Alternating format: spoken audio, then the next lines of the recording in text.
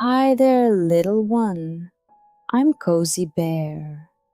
Tonight, in a tiny house beneath the roots of an old oak tree, a small mouse named Mia is about to go on the most extraordinary journey without leaving her front door. Settle in, here we go. At the edge of a meadow where the long grass meets the woods and the wildflowers grow without anyone planting them, there stands an oak tree. Old, white, patient, its roots spread out across the ground like the fingers of a sleeping giant. And tucked between two of those roots, so snug it seemed the tree had grown around it on purpose, was a very small house. This was where Mia lived. Mia was a mouse, small even for a mouse, with round bright eyes and ears that turned like tiny satellites toward any sound. She loved three things more than anything else: warm bread, old books, and the moon. Every night, without fail, Mia would climb to the very top of her tallest bookshelf, press her nose to the window and look up at the moon. Some nights it was full and round, so bright it threw shadows across the meadow. Some nights it was just a sliver, a silver nail clipping hung in the dark, and some nights it was hiding entirely, and the sky was just deep and velvet and full of stars. Mia loved it every way, but the thing she wondered every single night, without exception, was this: what does the moon see when it looks down? It could see so much from up there, every meadow, every city, every ocean and mountain and forest, all the little lights going out one by one as the world went to sleep. It seemed to Mia like the loneliest, most wonderful job in the world. One clear winter night, the moon was at its fullest and brightest. Mia climbed to her bookshelf as she always did and pressed her nose to the glass as she always did. But this night was different. The moonbeam came down in one long, straight line and landed on Mia's windowsill like a road, just sitting there, silver and still and shimmering. Mia stared at it. She had never touched a moonbeam before. She looked left. She looked right. Then very slowly she pushed open her window and reached out one small paw. The moonbeam was warm. She hadn't expected that. She had thought it would be cold, like starlight, but it was warm, like sunlight remembered, like something that had traveled a very long way and was glad to finally arrive. Mia looked at the moonbeam. It stretched from her windowsill all the way up into the dark, clear sky. She put one paw on it, then another. It held. She took one step, then another, then before she had quite decided to do it, she was walking. Up, above the oak tree, above the meadow, above the little lights of the village in the distance.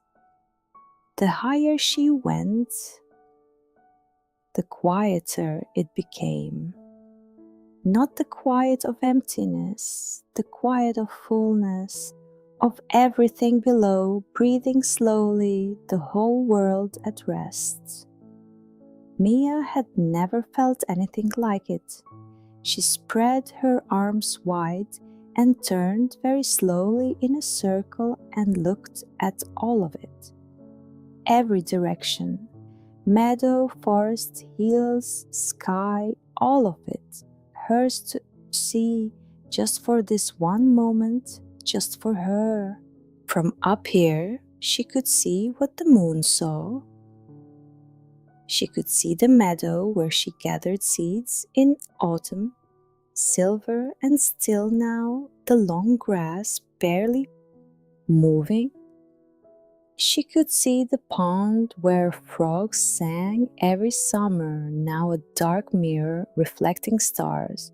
She could see the farmhouse at the edge of the village, one warm window still lit. Oh, someone else awake, someone else watching the night. And she could see her own house, tiny, tucked between the roots, one small window glowing gold. It looked from up here like the most important place in the world. "So that's what home looks like," she said softly, "to no one, to everything. It looks exactly right."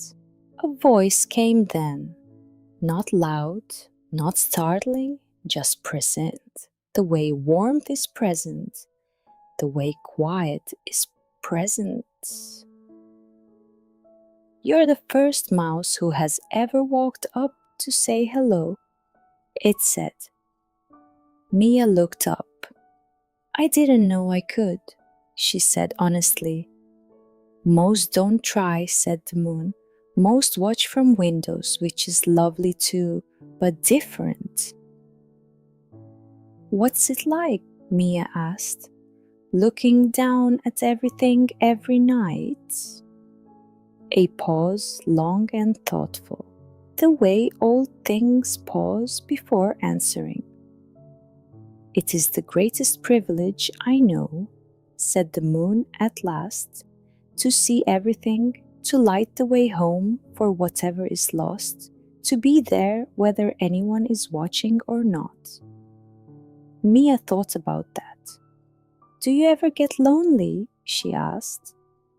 "Sometimes," said the moon, "but then someone looks up, and that is enough." Mia stayed until the moonbeam began to thin, the moon moving slowly across the sky, the light shifting, the road gently dissolving. "I have to go," she said. "I know," said the moon. "Come back when you need to see things from far away. Sometimes that is exactly what is needed."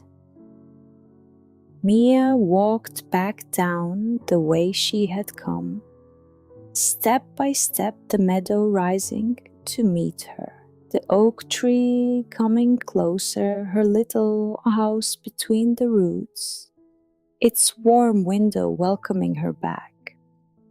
She climbed inside, closed the window softly, pressed her nose to the glass one last time. The moon looked exactly the same as it always had, but Mia was different. She knew that, just a little, in the way that matters. Mia climbed down from her bookshelf and curled up in her bed, which was made from a walnut shell lined with dandelion fluff. The moonlight came through her window and lay across her like a blanket. She let her eyes close. She thought about the view from up high, the meadow, the pond, the farmhouse window, her own small house, looking exactly right. "There are things, little one, that can only be seen from far away. The shape of your own life, the way it fits into the larger, quieter whole, the way your little light glows warm and steady in the middle of the dark. And sometimes, when everything feels too close, too much, too loud, it helps to imagine climbing a moonbeam, rising up, looking down, seeing how small the worries are from far enough away, and how beautiful everything else is. You are part of something very large, little one, and very beautiful. Rest now. The moon is watching. Good night, little dreamer. Sweet, sweet dreams. And that little one was tonight's story. Cozy Bear hopes you have the most wonderful magical dreams tonight. See you next time. Good night.